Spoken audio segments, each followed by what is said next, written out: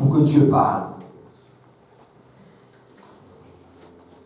Dans le livre de Daniel, dans Daniel chapitre 9, on voit comment le prophète Daniel, il lit la parole de Dieu, il étudie les Écritures, et il voit que le temps de l'accomplissement de la parole de Dieu est arrivé.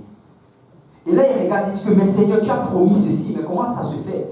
Et là, dans Daniel chapitre 9, verset 2, la Bible nous dit, la première année de son règne, moi, Daniel, je vis dans les livres qu'il devait s'écouler 70 ans pour les ruines de Jérusalem, d'après le nombre des années dont l'Éternel avait parlé à Jérémie, le prophète. Il a lu la parole de Dieu, il a vu la promesse de Dieu, il a vu que c'était le temps pour que ça s'accomplisse.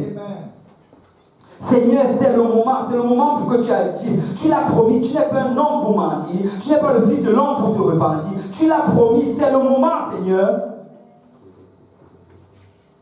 Je tournais ma face vers le Seigneur Dieu, afin de recourir à la prière et aux supplications, en jeûnant et en prenant le sac et la cendre. Mon frère, ma soeur, si le Seigneur a dit quelque chose dans ta vie, si tu as lu la parole de Dieu et que littéralement ces paroles sont sorties et se sont appliquées sur ta vie et que tu sais que c'est la promesse de Dieu dans ta vie, laisse-moi te dire que tu peux le réclamer en prière. Tu peux le réclamer par le jeûne. Tu peux le réclamer dans la louange. Parce que le Seigneur l'a dit, alors il va le faire. Le Seigneur est lié par sa parole. Il a tourné sa face vers le Seigneur. Seigneur, tu as promis cela. Je veux le voir arriver aujourd'hui. Tu as promis que j'allais être délivré de cette addiction. Seigneur, que ça arrive aujourd'hui. Je ne veux pas sortir de ce lieu avec la même addiction. Je ne veux pas sortir de ce lieu avec le même problème. Je ne veux pas sortir de ce lieu avec les mêmes soucis. Seigneur, que ça arrive aujourd'hui. Tu as promis que tu allais le faire. Alors Daniel est allé vers le Seigneur. Il a commencé à confesser les péchés de son peuple. Parce que les péchés font une séparation entre nous et Dieu. Il a confessé, Seigneur, tu es un Dieu fidèle. Seigneur, tu es un Dieu miséricordieux. Seigneur, tu es un Dieu de grâce. Pardonne nos péchés. Pardonne mes péchés. Pardonne les péchés de ton peuple. Et vous savez, quand tu fais la prière de repentance, tu n'as pas besoin de prier pendant une semaine la repentance. Tu fais une sincère prière de repentance et c'est fini. C'est fini. Maintenant, le mur de séparation est brisé. Et là, il va, après s'être repenti, il parle au Seigneur. Verset 19. Seigneur, écoute. Seigneur, pardonne. Seigneur, sois attentif. Agis, ne tarde pas. Par amour pour toi. Seigneur, même pas seulement par amour pour moi. Je sais que tu m'aimes, mais aussi par amour pour toi, parce que tu l'as promis. Et que ta parole est égale à toi-même. Par amour pour ta parole, Seigneur, exauce ta promesse sur la vie de ton serviteur. Car ton nom est invoqué sur ta ville et sur ton peuple. Et s'il y a des gens ici dont le nom des juges était invoqué lors du baptême, est-ce qu'il y a des gens ici qui ont reçu l'Esprit de Dieu? Est-ce qu'il y a des gens ici dont leur nom est marqué dans le livre de vie? Dont le Seigneur connaît leur nom, dont ils portent le nom du Seigneur? Alors tu peux invoquer le Seigneur, tu peux réclamer tes choses. Et au verset 20, la Bible dit, je parlais encore, je priais, je confessais mon péché, le péché de mon peuple d'Israël. Et je présentais mes supplications à l'Éternel, mon Dieu, en faveur de la sainte montagne de mon Dieu. Je parlais encore dans ma prière quand l'homme, Gabriel, que j'avais vu précédemment dans une vision, s'approcha de moi d'un vol rapide au moment de l'offrande du soir. Tu sais, Daniel a prié pour cela, il a jeûné pour cela pendant plusieurs jours, je crois que c'est pendant 3 semaines. Mais malgré cela, le Seigneur n'a pas répondu, mais le Seigneur écoutait la prière. Cette prière ne s'est pas envolée, cette prière n'a pas disparu, mais le Seigneur est en train de l'écouter parce qu'il avait prévu un temps pour répondre. Alors ne t'arrête pas de prier, ne t'arrête pas de demander, ne t'arrête pas de confesser.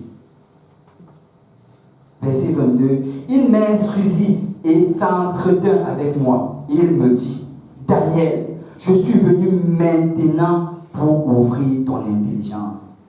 Mon frère, ma soeur, l'Éternel va ouvrir ton intelligence. Lorsque tu as commencé à prier, il ne dit pas maintenant là, ça fait peut-être des années que tu pries. Pas maintenant que je viens, ce n'est pas parce que tu me vois là tout de suite Comprends ceci, ouvre ton intelligence. Ce n'est pas parce que tu me vois maintenant que je suis en train de t'écouter là. Ce n'est pas comme si je me promenais partout sur la terre et que subitement je t'ai entendu et je viens. Non, c'est lorsque tu as commencé à prier. Je ne sais pas combien de temps tu pries pour cette situation, mais lorsque tu as commencé à prier. Lorsque tu as commencé à prier, la parole est sortie. Waouh! Si tu parles, Dieu va parler. Parle, Dieu va parler. La parole est sortie et je viens pour te l'annoncer.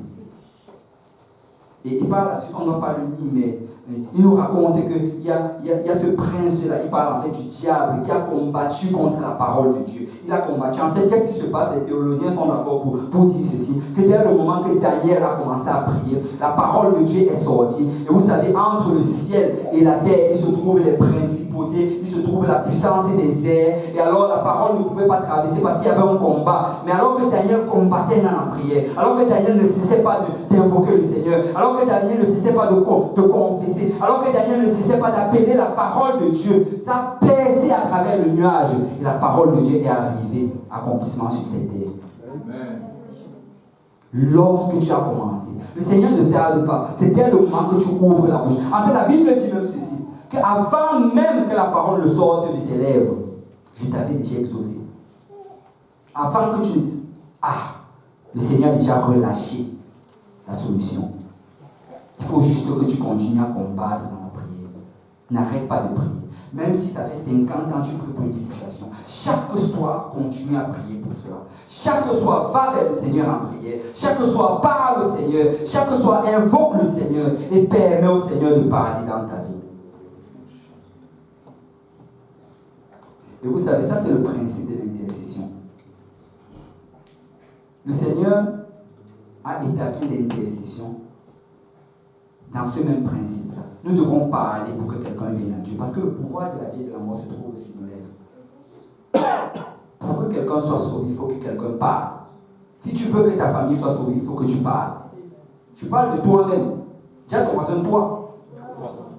Parce que regarde, peut-être ton frère à côté ne connaît pas les noms des membres de ta famille.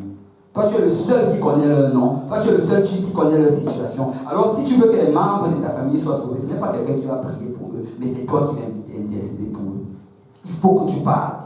Parle au Seigneur.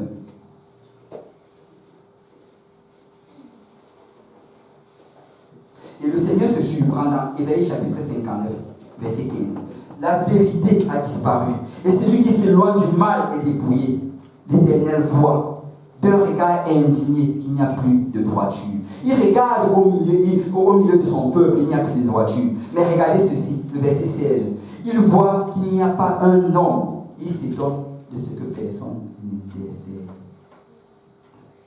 Même s'il n'y a plus de droiture au milieu de toi, même si à ton travail, personne ne sert Dieu, même si dans ta famille, personne ne sert Dieu, laisse-moi te dire que si tu es cet homme-là, si tu es cette femme-là qui intercède, le Seigneur va agir. Si tu parles, le Seigneur va parler. Et alors les choses vont arriver au milieu de Dieu. Il faut que tu parles. Alors nous allons intercéder. Nous allons prier. Nous allons élever nos voix vers le Seigneur. Parce qu'à travers cela, le Seigneur va agir. Et nous allons voir les membres de notre famille venir à Dieu. Amen. Parce qu'il a dit dans Isaïe chapitre 44, verset 26. Je confirme la parole de mon serviteur. Et j'accomplis ce que disent mes envoyés. Alors si tu es un envoyé de Dieu, si tu peux te lever dans la présence du Seigneur.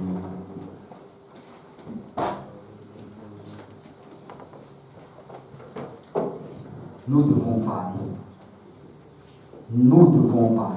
Il faut que tu parles. Parle à Dieu. Ne te lasse pas de prier. Ne te lasse pas d'invoquer le nom du Seigneur. Ne te lasse pas de parler à Dieu. Ne te prive pas de ces grands privilèges. Parce que chaque fois que tu parles, quelque chose agit. Chaque fois que tu parles dans la volonté du Seigneur, des anges sont relâchés. La puissance de Dieu bouge. Nous devons parler. Et quand tu parles, l'Esprit de l'Éternel bouge. En conclusion, on va aller dans Ésaïe chapitre 42. Ésaïe chapitre 42, verset 9.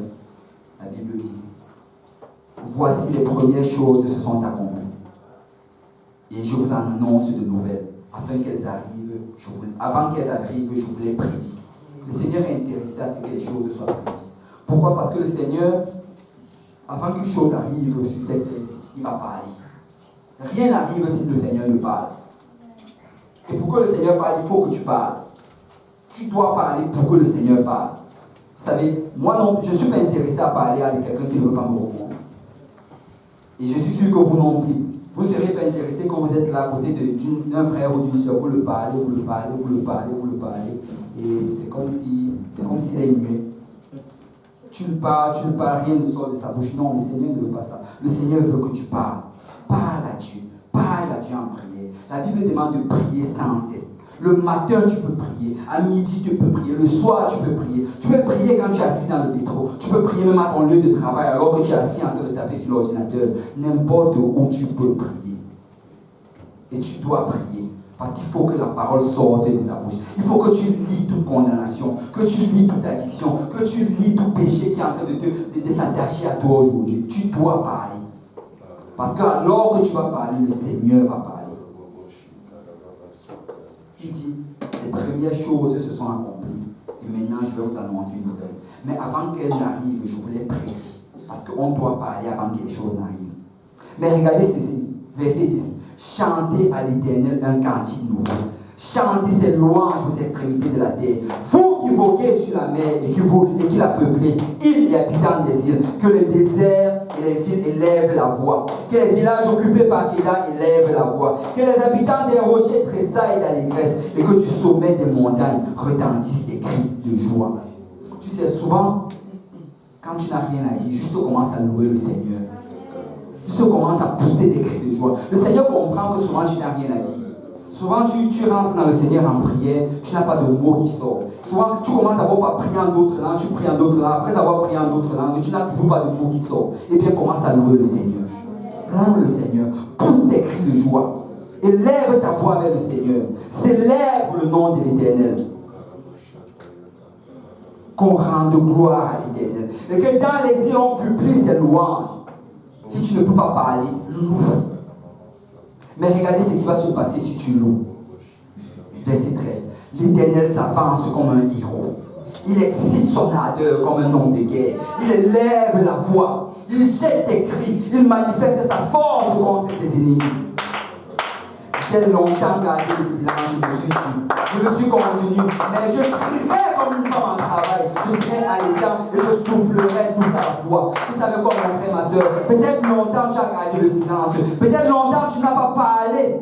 Tu n'as pas invoqué les oracles de Dieu. Peut-être longtemps tu n'as pas poussé les cris de joie. Peut-être longtemps, peut-être ta vie de prière a diminué. Peut-être tu passes moins de temps avec le Seigneur. Peut-être que tu t'es lassé de prier le Seigneur. Mais laisse-moi te dire qu'aujourd'hui tu peux parler. Tu peux appeler la prière dans ta vie. Tu peux appeler la louange dans ta vie. Tu peux appeler l'adoration dans ta vie. Tu peux appeler des cris de louange, des cris d'adoration.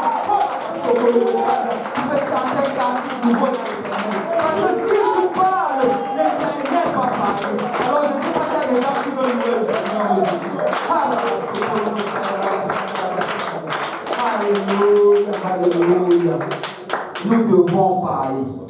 Parce que quand nous allons parler, Dieu va parler. Je veux que Dieu parle dans ma vie.